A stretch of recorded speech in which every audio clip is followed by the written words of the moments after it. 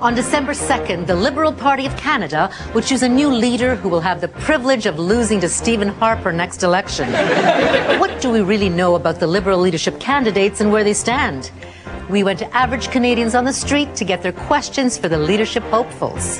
I'd like to ask Michael Ignatieff, what would you say is the major strength of the Liberal Party that would allow the voters to regain confidence so that the party would form the next government?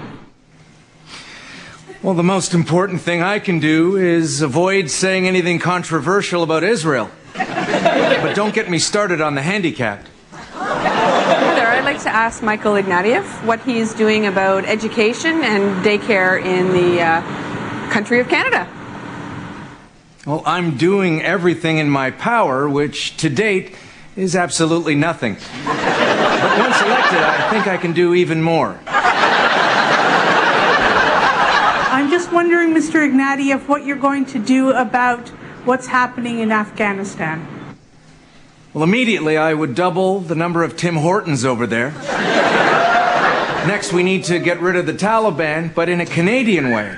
Raise their income tax until they give up and move to another country.